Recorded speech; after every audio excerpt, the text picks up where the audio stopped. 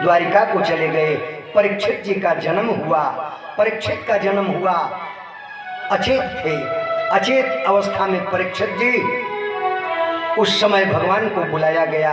भगवान के गोद में जाकर के, सबकी गोद में दिया जाता था, लेकिन ज्योतिषियों ने बताया गोद में जाएगा यह जिसको किसी को ढूंढ रहा है। सबकी गोद में दिया जा रहा है। परीक्षित कृष्ण की भी गोद में जब आया, कृष्ण की तरफ जब नेत्र खोला, चेतना आ गई, क्योंकि परीक्षित यह जीव है। गर्भ में रह करके जिस ईश्वर को, जिस निराकार ब्रह्म को वह देखता है। छोटे बच्चों को माताएं देखती हैं। छोटे बच्चे, अब तो लाइट वाइट की व्यवस्था हो गई सबके यहाँ, नहीं तो पुरानी माताएं जो गांव में रहती थी वो जानती हैं। छोटे बच्चे, नवजात शिशु जब पैदा होते थे और सूतिका गृह में जब जाते थे, देहात में सौरी घर जिसे कहते हैं, तो नेत्र बंद किए रहते थे। दिन भर नेत्र बंद है, खोलते नहीं थे। कभी कभार खोल देते थे, नहीं तो नेत्र खोलते नहीं थे। लेकिन माताएं रात में दीपक जलाती थी, बुझने नहीं देती थी। दीपक जलता था, रात के समय वो बच्चे नेत्र खोल खोल करके दीपक को देखते थे और उस दीपक की लौ में, दीपक के प्रकाश में उस प्रकाश को पहचानने का प्रयास करते थे कि जो गर्भ में हम थे प्रकाश मिलता था, का वही प्रकाश है। गर्भ में हम थे तो भगवान से हमसे मिलन होता था, हम उनको देखते थे। उस निर्गुण निराकार ब्रह्म को हम सभी देखे हैं, लेकिन वह तो जैसे ही इस संसार में हम आए, वैसे ही माया घेर ली और माया का पर्दा पड़ा, वह विलुप्त हो गया। उसमें ढूंढते और जब वो प्रकाश पहचान लेते वो नहीं है, तो रात में रोने लगते हैं बालक। छोटे छोटे बच्चे रात में रोने लगते हैं तो माताएं कहती हैं भूखा है, इसे भूख लग गई है, खटमल काट रहा है, जी काट रहा है। ना ना, वो तो उसे ढूंढ रहा है, पा नहीं रहा है। उसी तरह से परीक्षित ढूंढ रहा था, पा नहीं रहा था। जब उनको पा गया और वो अपनी ज्योति को दिखाए उसको, तब पहचान गया, खेलने लगा, पैर मारने लगा। छोटे छोटे नौनिहाल बच्चे कभी रोते हैं, कभी हंसते हैं। जब तक उनके मुख में अन्न नहीं लग जाता, अन्नप्राशन की क्रिया नहीं हो जाती, संस्कार नहीं हो जाता, तब तक उनको कहा जाता है भगवान रोज खिलाते हैं। आकर के उनके साथ क्रीड़ा करते हैं। हम भी देखते हैं छोटे बच्चों को अपने घरों में, तो बच्चे कभी खेलते हैं, कभी हंसते हैं, तो कभी अपने आप ही रोने लगते हैं, जैसे उनको कोई मार रहा है। तो माताएं कहती हैं मत छेड़ना, मत छेड़ना, भगवान खिला रहे हैं, भगवान उनके सामने है। वैसे ही परीक्षित ने भगवान को पहचान लिया। वही परीक्षित कि पहचान में आ जाने पर जब सचेत हो गए, फिर भगवान चले गए द्वारिका में। आज जब द्वारिका में गए, अर्जुन पहुंचाने के लिए गए। अर्जुन जब पहुंचाने के लिए गए हैं, तो अब भगवान यदुवंश का नाश कराना चाहते हैं। सबका नाश करा करके पृथ्वी का तो बोझ कम किए, लेकिन अभी अपने वंश में ही पापी पड़े हैं। ये कथा आगे आएगी, तब विस्तार किया जाएगा। हम लोगों के बटुक महाराज बन करके तैयार हैं, शायद ना। हम लोगों को वामन अवतार की कथा पर चलना है। कहते हैं कश्यप सूत जी सौनकादि ऋषियों को सृष्टि के विस्तार की तरफ की कथा बताते हैं। सृष्टि का विस्तार कैसे?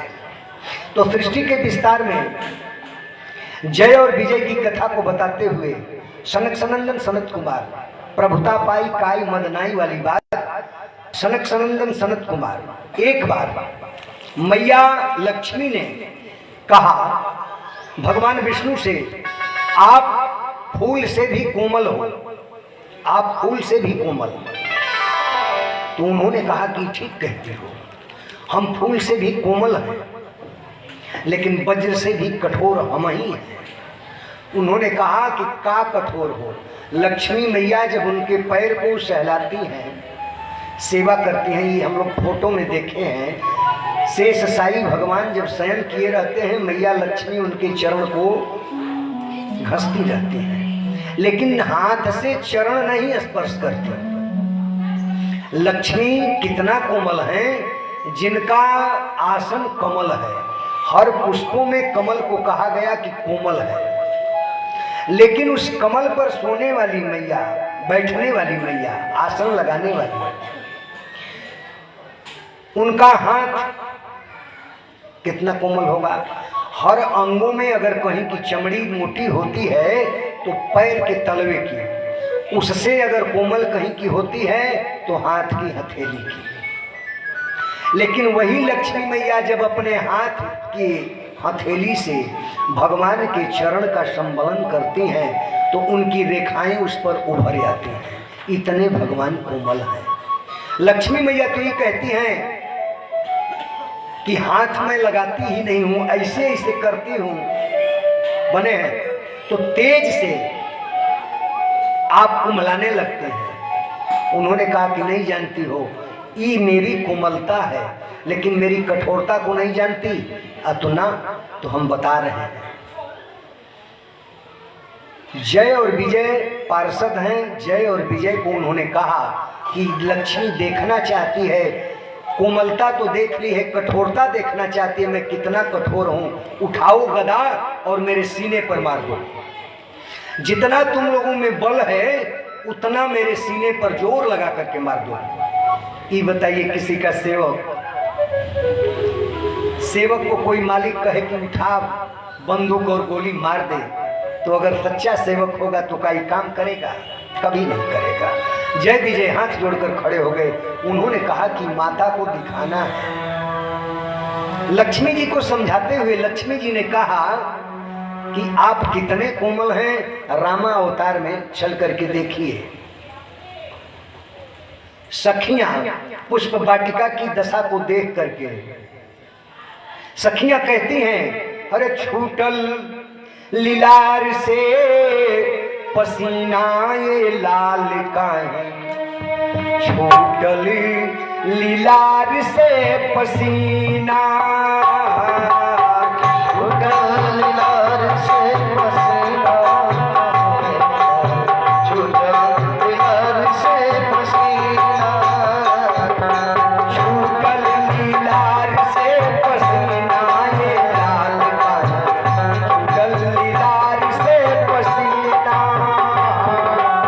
छूटल लीलार से पसीना, छूटल लीलार से पसीना।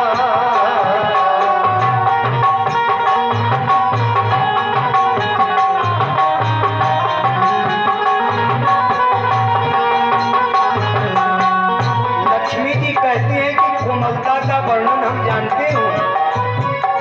उस समय पुष्प वाटिका में 2-4 पुष्प आप दोनों में लिए थे। सखियां गाती हैं, जब इसको गाली दे करके इनसे कुछ विनोद करती हैं, उस समय कहती हैं, शरद का प्रभात रहे नहीं दोपहरिया, शरद का प्रभात रहे नहीं दोपहरिया, शरद का प्रभात रहे नहीं दोपहरिया। शरद ऋतु का सुबह सुबह था जिसमें ठंडी लगती है, और उसने हमने देखा शरद के प्रभात रहे नहीं दोपहरिया, प्रभात रहे नहीं दोपहरिया।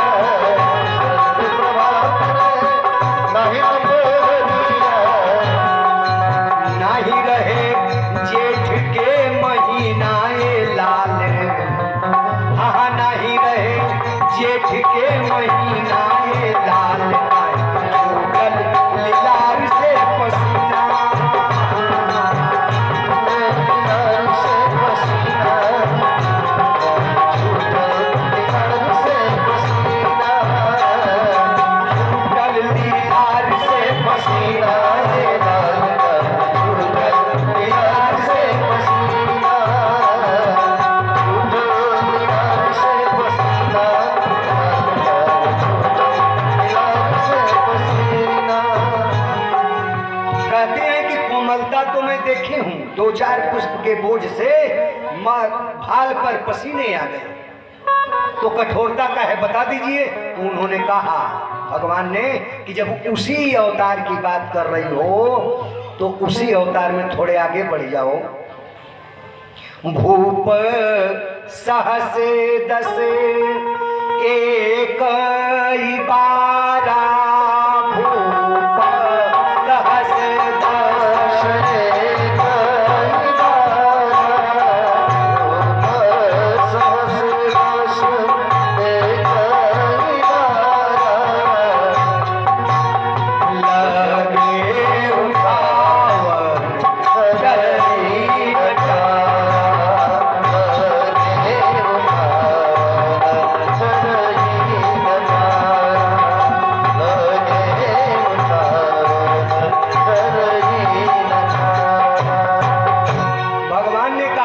दस एक चाहती हो तो 1000 राजा लगे थे जिस धनुष को उठाने में, और तिल भर जमीन छोड़ी नहीं। उसी को वही प्रमाण मिला कि लेत चढ़ावत खैचत गाढ़े, काहू न लखा देख सब ठाड़े।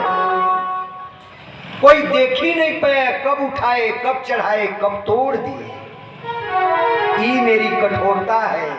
जितनी कोमलता देखती हो चरम सीमा पर कोमलता है, तो कठोरता भी चरम सीमा पर। वही भगवान जय विजय को कहे मार गदा, गदा मेरे वक्षस्थल पर मार। आज लक्ष्मी को दिखाना है मेरे अंदर कठोरता कितनी है।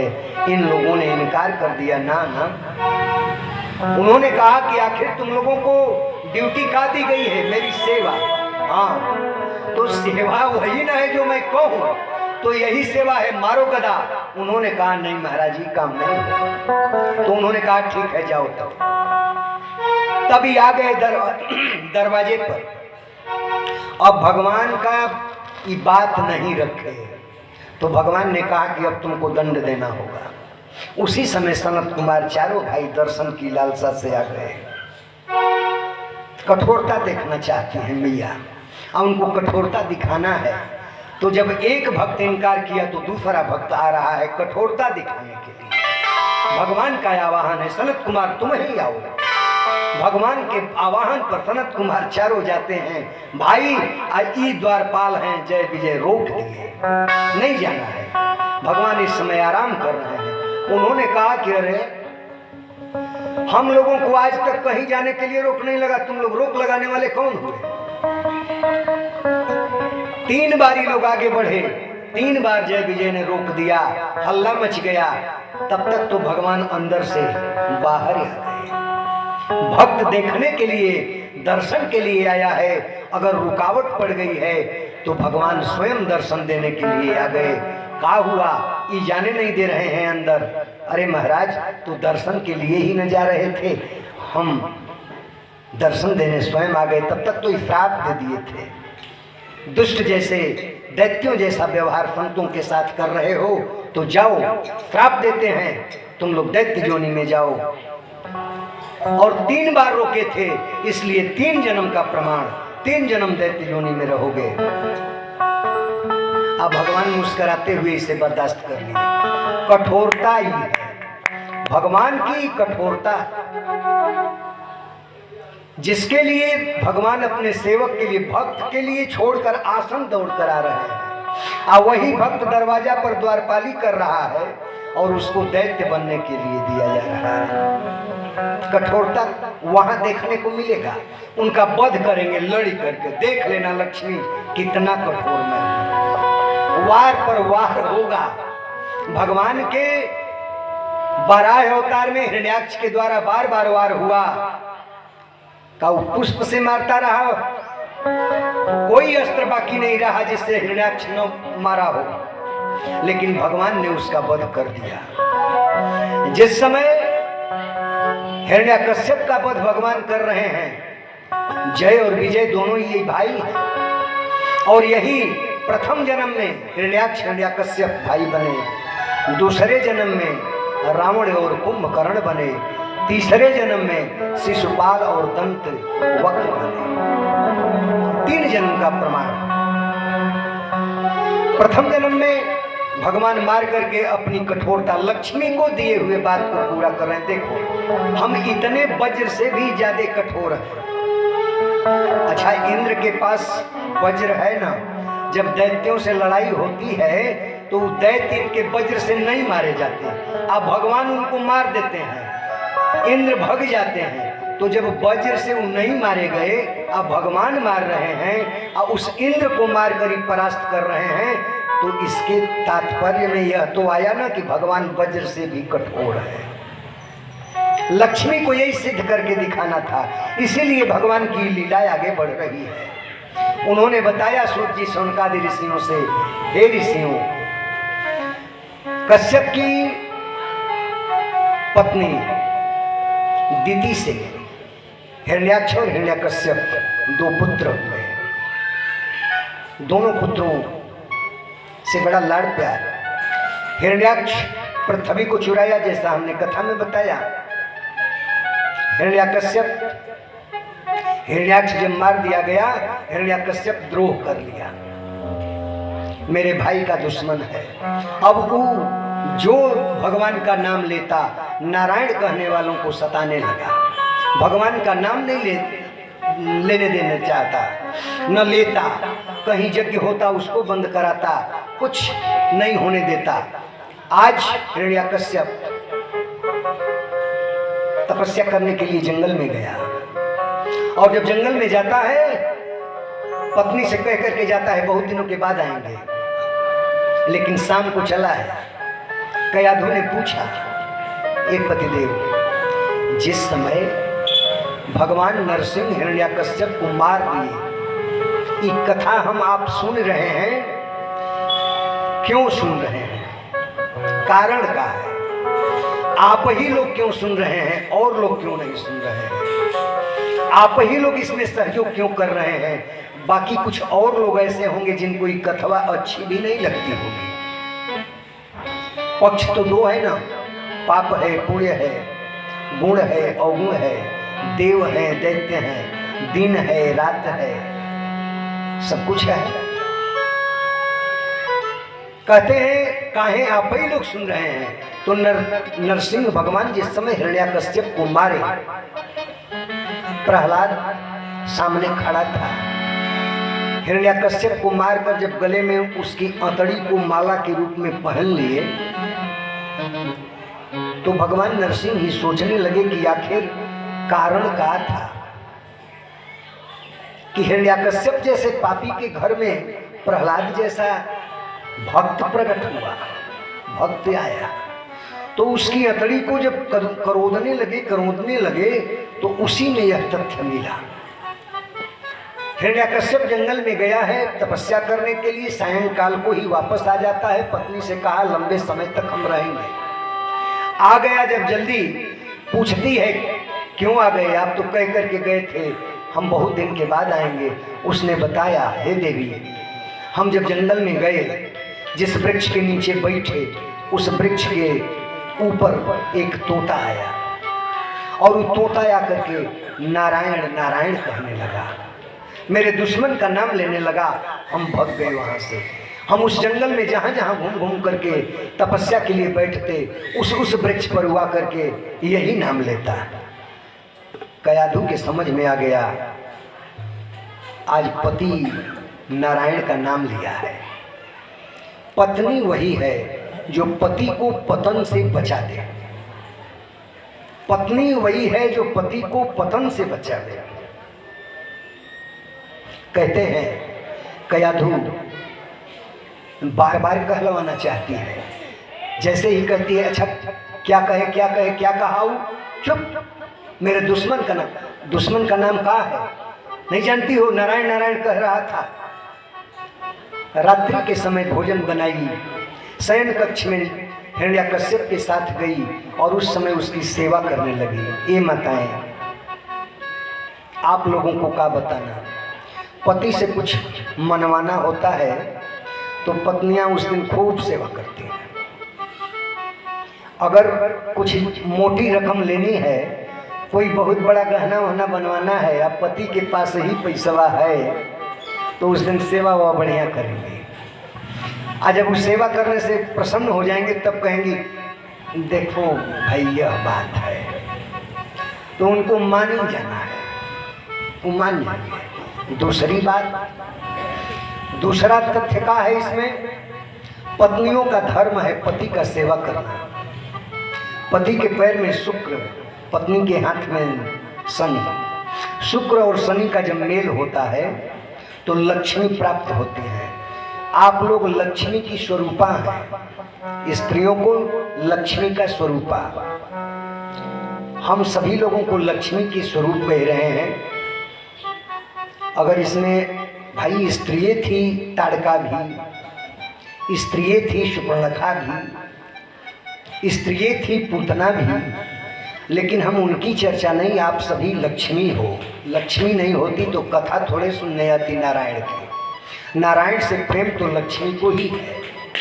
अगर जिनको लक्ष्मी ज़्यादा चाहिए, धन की इच्छा है, तो अगर न करती हूँ, आप भगवान ने अवसर दिया है तो आज से ही लग जाना।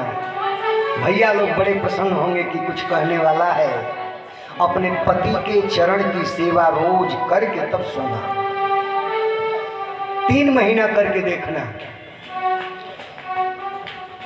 अगर आपके कमाई में बरकत नहीं हुई तो बंद कर देना उसी दिन से। आपके अर्थव्यवस्था में सुधार नहीं हुआ तो बंद कर देना, मत करना सेवा, पैसा थोड़े हम मांग रहे हैं। शुक्र और शनि के मेल से लक्ष्मी की प्राप्ति होती है और ये करना धर्म है। आज कयाधु गई है, हिरण्याकश्यप की सेवा कर रही है, हिरण्याकश्यप प्रसन्न हो गया है। अब उस समय पूछती है, वो तोता का कह रहा था, जंगल में तोता का कह रहा था। बार बार प्रयास करके उससे 108 बार नारायण नाम कहलवा दिया।